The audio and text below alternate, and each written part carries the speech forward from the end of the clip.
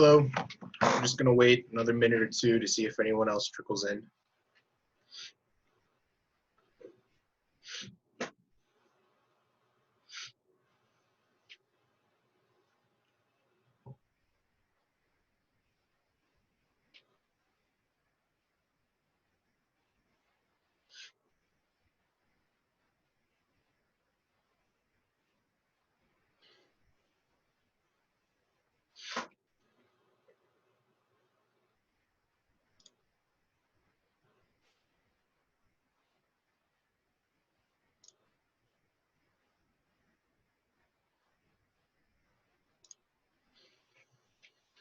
All right, so let's get started. My name is Christopher Haley. Thank you all for coming. Appreciate your attendance at our senior show. It's a little bit different this year. Normally it would be in person, but it's nice that non-locals are going to be involved. So I'm glad you could all make it. The name of my project is LACSAV, and so I'm just going to start with a short video. Let me know if there are any audio issues on your ends. The video is also on the website, so if need be, we can just watch it independently. There are three primary barriers to entry in sports: cost, time, and opportunity. Facing one or more of them can prevent someone from playing. Equipment prices, registration fees, and membership dues limit who can play by pricing players or their family out of a sport. Committing to weekly practices, games, and tournaments, and the travel to and from them requires time many don't have. Personal, professional, and academic commitments grow with age and can limit how frequently someone can play. Living in regions where athletics or specific sports aren't popular mean athletes can't play their favorite sport or compete at all. 44 colleges have won their football national championship. Only 11 colleges have won the lacrosse national championship. These barriers limit not only who can play sports, but what sports they can play. By age 13, 70% of youth athletes will quit organized team sports for good. The main drivers behind this are equipment and team expenses, no longer having fun competing, and poor playing environments. It's time to stop playing games. LACSAV is here to help. We have the space, the gear, and the environment needed to have fun playing.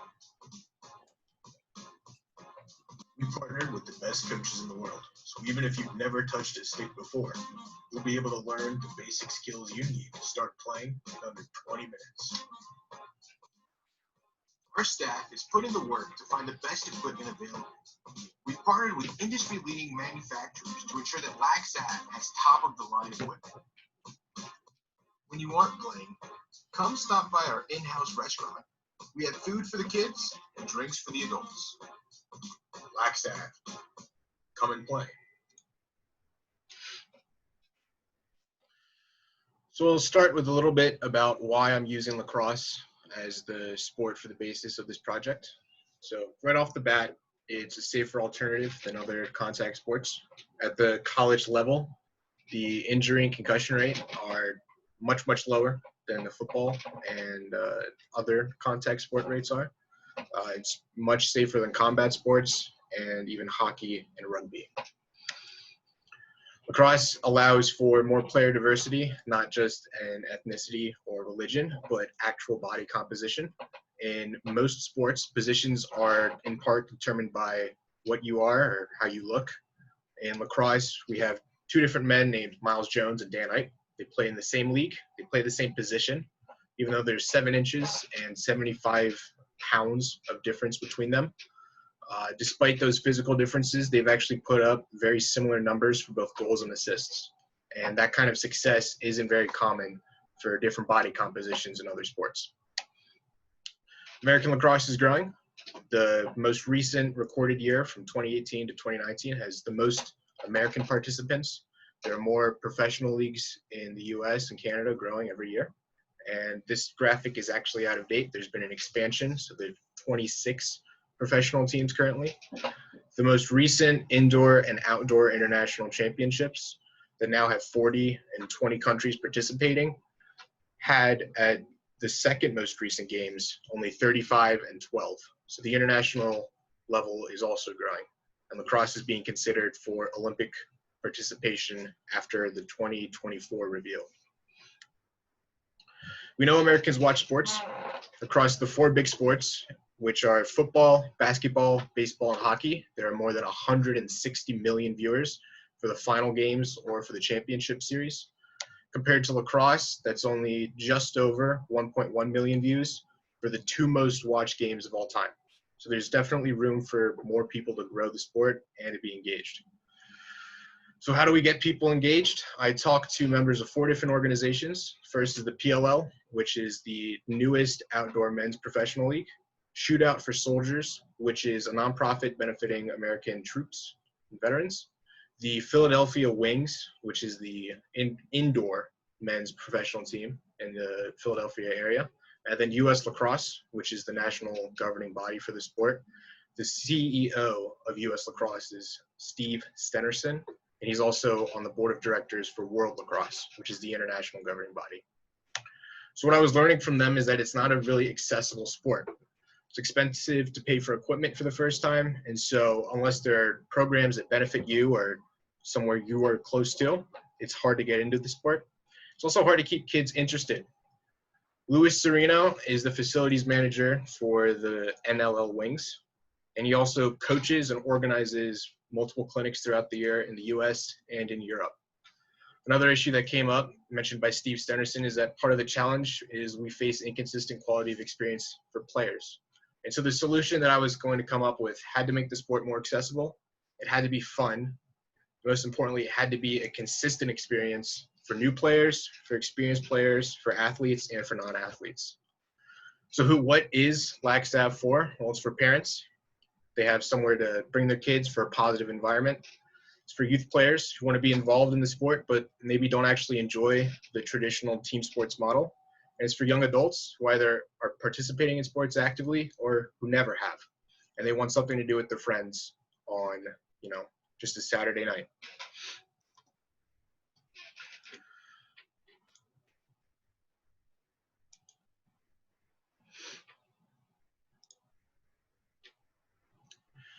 So LACSAV is a place to be active with friends and family. It's a place to overcome the stigmas associated with the sports. It's a place to have the opportunity of playing. As mentioned in the video, some of the problems that prevent people from playing are not having the money for gear or having the infrastructure near them that's supporting the game. And finally, it's an accessible and friendly experience that actually makes the athletes have fun while they're playing. So the actual facility works by, once you sign up, you can opt in or opt out of coaching. If you've never played before, it's recommended that you take the coaching. There are only 4 skills that you need to start playing, and we have coaches that can teach you those skills in under 20 minutes. The facility itself has turf fields. It's got official markings that replicate those at the college level, and it comes provided with sticks and goals. The nets are 4x4, so they're a little bit smaller than traditional field nets, but it makes the smaller games more competitive. When you go in, you and your group are assigned a lane that's 10 yards by 30 yards, and that lane also includes a seating area. Through testing, I found that these dimensions allow for groups as small as 2 and as large as 12 to have competitive play without really stepping on each other's toes. So LACSAV, come and play. Are there any questions?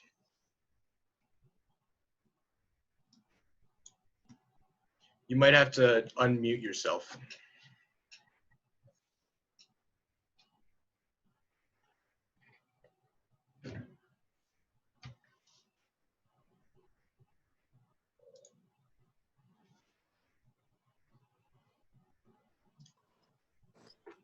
Hi, Chris. It's Therese. So just have a question about, would you have, memberships or people just come and play, just come play a game and leave? How does that work? The options can either be memberships or just one-offs. So Topgolf has a required membership so you can actually play. There'd be an offered membership where you could say, yes, I'm going to continue playing maybe once a month or once a week. But this is also meant for the people who've never played before and maybe just want to try it once. And if it's not their cup of tea, they don't have to stay. There's an option, yes, to have a membership, but there's no pressure to form a commitment for kind of long-term play. Do you have, leagues if people want to do that?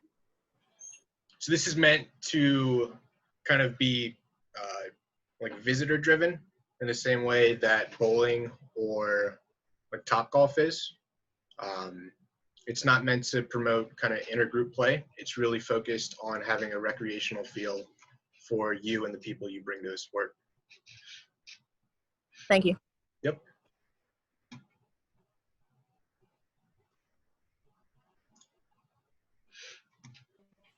Have you thought about the cost of what the facility would be? Yeah, so we're hoping to partner with some of the larger manufacturers so we can get either free sticks or deals on sticks and equipment and goals.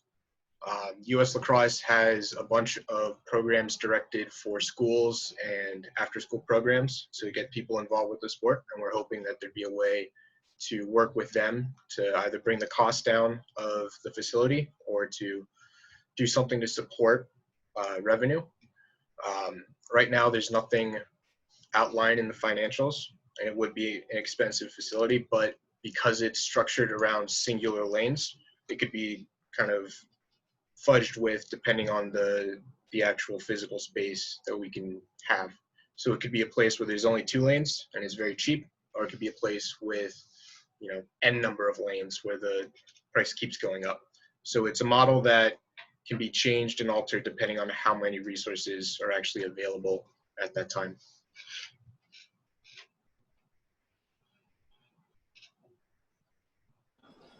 What about like advertising? Like people who don't know a lot about lacrosse, how would you advertise to make them want to come there and check it out?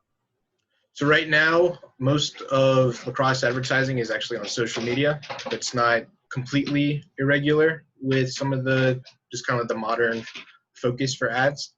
But we hope it would be kind of like grassroots grown. A lot of lacrosse players started playing because of someone they know that was already playing. So I got my first introduction to lacrosse because my neighbors had a stick. And so I was just curious about that. So we hope part of it is word of mouth, but we also plan on using mostly social media marketing. Lacrosse doesn't have as large of a TV broadcast as other sports, and so it's not necessarily a high value target for us at this time. If there are more people watching the sport on TV, then that might change. But right now it's really about the one-on-one connection that lacrosse players can form with those they're around.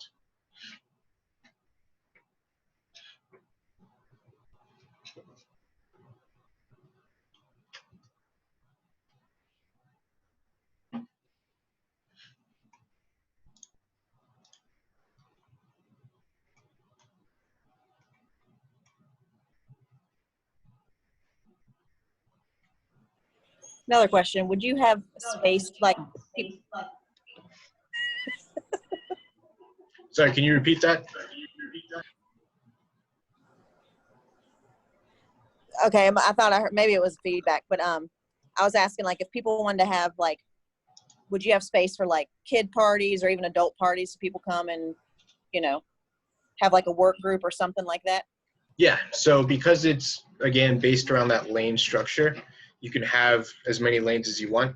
It'd be kind of like a bowling alley where you and a group of 4 can take one alley, or you can have a birthday party scheduled and you can have, you know, as many lanes as you I need. asked what the lacrosse people he spoke to. Okay. The lanes allow you to kind of scale not only how many lanes are offered, but how many people can use. So there would be an option if you want to, you know, request 8 lanes for a corporate gathering, you could do that in the same way that you could just register for 1.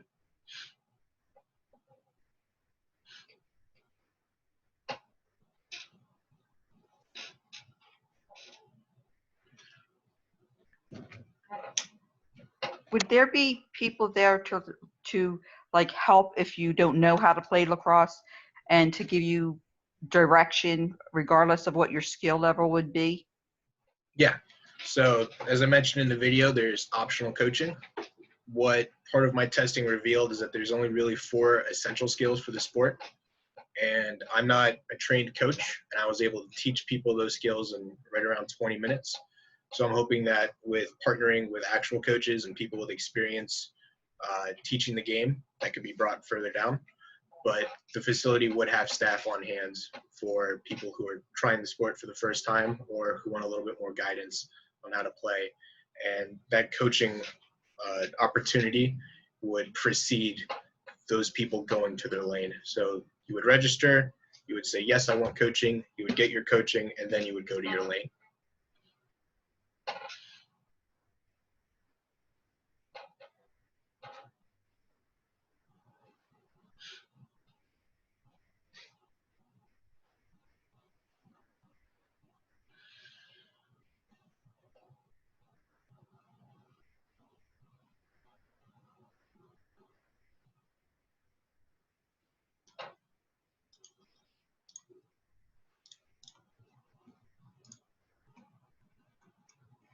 Since the goal seems to be to make the sport more popular and to keep kids in it from when the young age to as they're growing up and getting older and hopefully playing it in high school or lacrosse,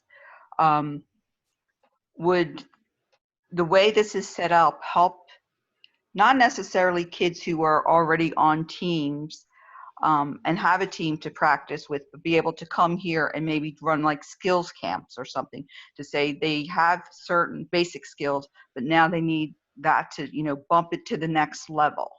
Would the goal ultimately be to do something like that? The goal is not necessarily about or for player improvement.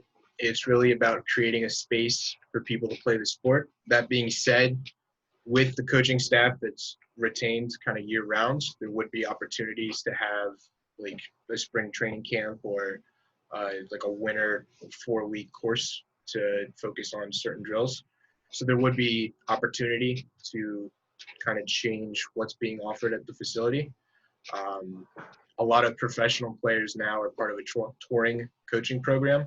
And so there is an opportunity to maybe partner with some of those programs that have some elite coaches actually come to these facilities and offer camps. So it's not currently planned, but it's not something that would be necessarily excluded moving forward.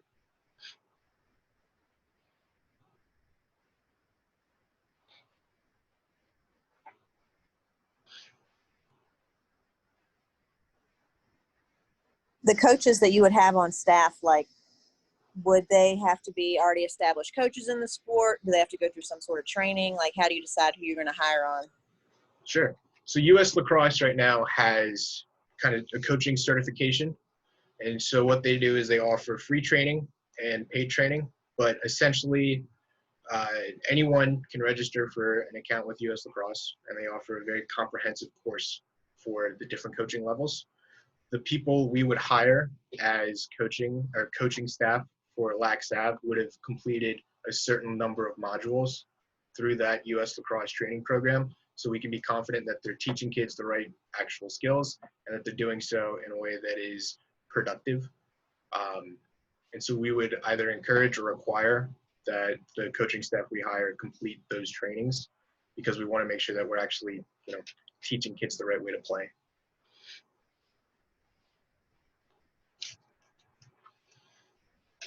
So if there are no other questions, you are all free to go to the next cycle. The people starting now are going to be the On the Hour group, which is Group A. That is Sam Gearhart, Justin Montana, Asavri Scarf, Nathan Shankar, and Hans Sostek. So if you want to leave, you can. If you want to stay, that's also fine. But I'd like to either discuss the project or release you for other designers.